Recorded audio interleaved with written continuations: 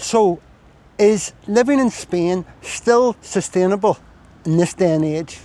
And if you look at some of the goings on in the news, etc., you'd think not. But if you look at my front door, things are very different. Hi guys, welcome to the channel. I'm Steve. Welcome to Spain on a beautiful, hot, sunny January day. So yes, in this video, I'm going to talk openly about whether living in Spain still feels like a place you can realistically build a long-term life. And when I think about it, the video is sort of for two groups of people mainly. First of all, if you already live in Spain, you'll have more than likely noticed a lot more noise online in the press about costs, house prices, and over-tourism, amongst other things. And you might be asking yourself if your own experience lines up against what you're reading. And then, if you're someone who's thinking of moving here, you might be asking yourself a quieter, more important question. And it's not, is Spain nice? But it's, under the current environment, the current climate, will it still work for me years down the line? And I suppose that's what this video is really about. So, first of all, why this question is even being asked. I think it's important to start with, this is a recurring question being asked more frequently. Now, don't get me wrong, people still ask in my comments, etc., and in messages, the practical questions like, how do you move here? How much money they may need? What areas are going to suit them best? But alongside that, there's now another question appearing more often. Does this work long term? And I don't think it's being asked because Spain has suddenly changed overnight. I think it's because people are seeing things constantly asked again and again and more frequently. Yes, higher prices, higher housing and rental costs, immigration debates, over-tourism and protests in certain places. And even if those things don't affect your daily life directly, seeing them discussed, especially in television and newspapers, over and over, naturally makes people pause and ask longer term questions. And it's not really because Spain's suddenly worse, it's because uncertainty's a bit louder, maybe a lot louder than it used to be. And you can bet your bottom dollar when uncertainty becomes louder, people start thinking beyond a year or two. So let's talk about awareness via my experience. And I want to be very clear about something because this frames the entire video. I am very aware, obviously, about questions around immigration, over-tourism, the protests and social tension in Spain. But my experience of those comes almost 100% from what I read in news outlets and see on the news and on YouTube, etc. But not at all from what I experience in my everyday life here. But I do see them in my comments and private messages, and they're often from Spanish people, and they're often emotional and sometimes angry, which I completely and totally understand. And you know, I want to be careful here because I don't want to sound insulated, because whilst these issues don't currently shift the needle on my personal daily routine, I'm very mindful that for many Spanish neighbours, these pressures are very real. And especially in some places more than others, like Mallorca, Ibiza, and in the larger cities like Barcelona, because the squeeze on housing and resources is a genuine struggle for the local people. But as I say, in my actual day-to-day life in Spain, I haven't felt much of it at all. I would go as far as to say maybe zero. And you know, that distinction matters because when you listen to the press, you see a different story. And there's a big difference between being aware of an issue and living an issue. If I turned off the news, which I do quite a lot, and stopped reading my comments, which I always read, and just settled into my normal life here, my days would feel exactly the same as they did a few years ago. And that doesn't mean issues aren't real. It means they're not currently shaping my lived experience. And I believe this applies to the vast majority of foreigners who have settled here. And I think that's genuinely important, especially when so much content that you hear blurs the line. So let's look at what actually has changed. And I'll summarise.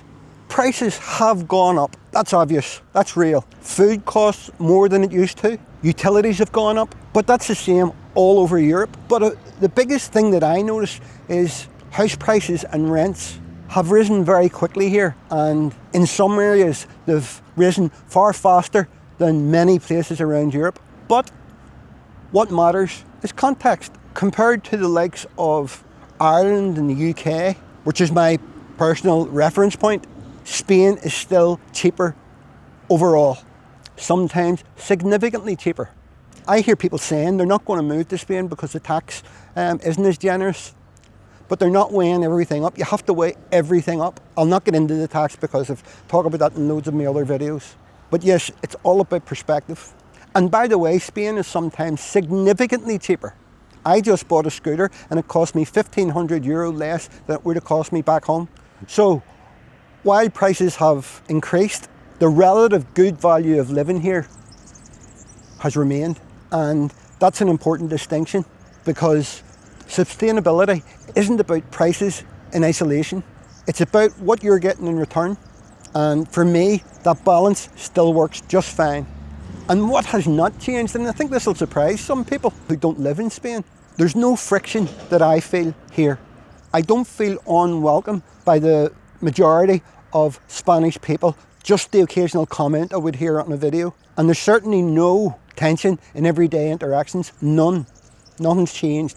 And I also don't feel that simple life tasks take any more emotional energy than they did in the past. My routines feel normal, my interactions feel normal, and my life feels settled and in no way strained. And you know, that's important to say out loud, because silence can sometimes be mistaken for agreement with louder narratives. And just because something is discussed constantly online and pops up in the news doesn't mean it defines everyone's experience on the ground. And for me, it certainly doesn't, obviously, the way I'm talking. So let's look just a little bit closer at media versus lived reality. I think, this is my personal view. I think we're living in a time where people absorb far more narrative than experience. And I'm not going to use the word brainwashing, although I did just use the word brainwashing. But I believe that to be true, and I think it's so damaging, and it's a problem everywhere, all over the world. And I think the two main culprits are 24-hour news and social media.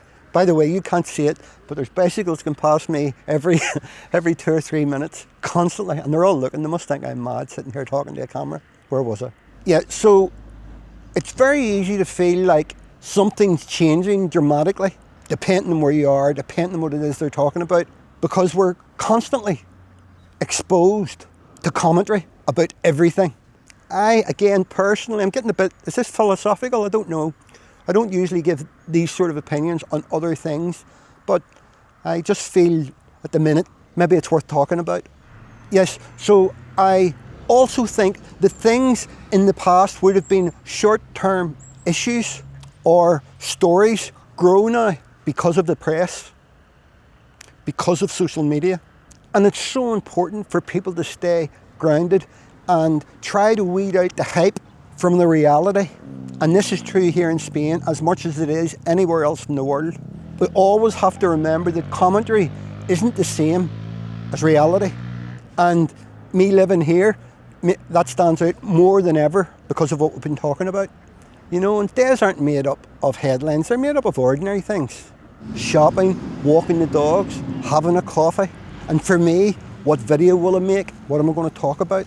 But you're just dealing the vast majority of the time with ordinary, everyday life. And for people who have moved here to live, expats, people who have retired, most do that because they don't want the hassles that are going on around the world and at home.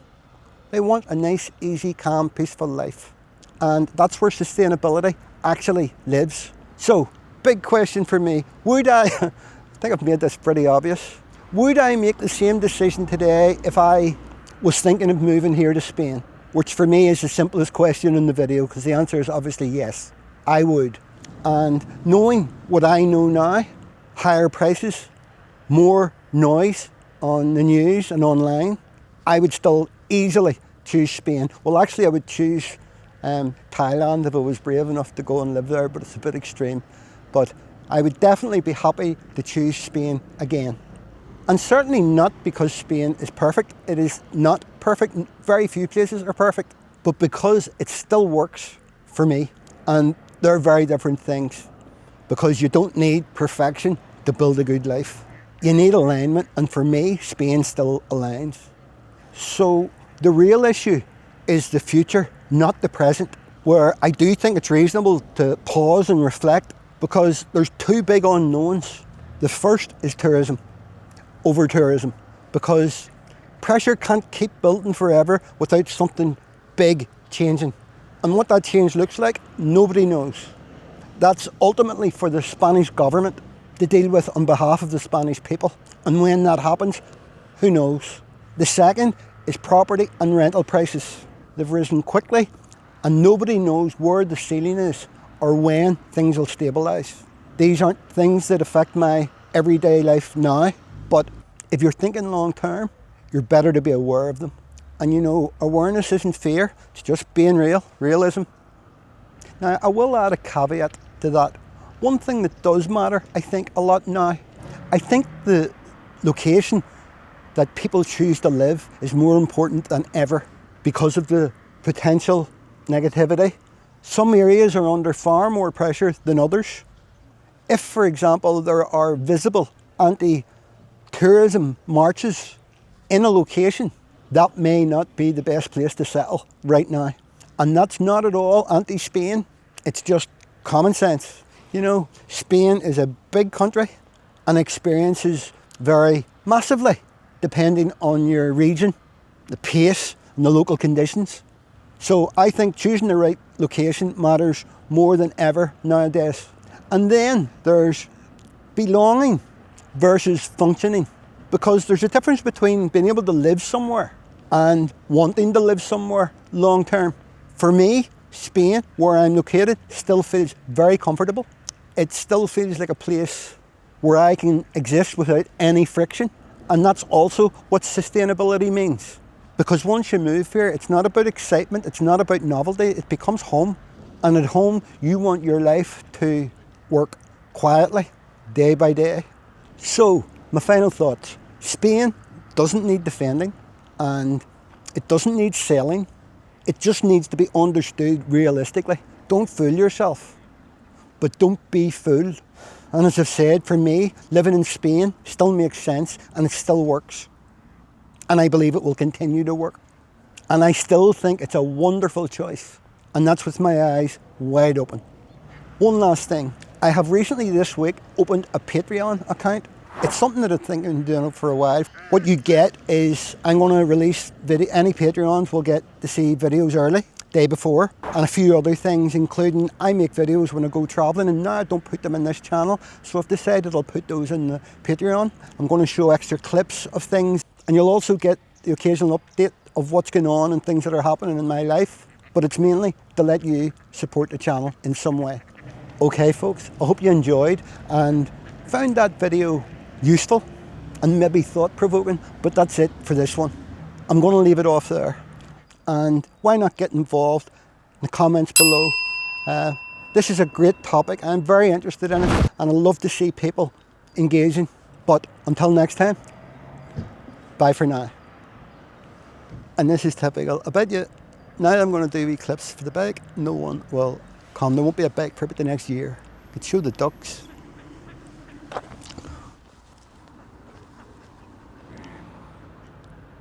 Fantastic.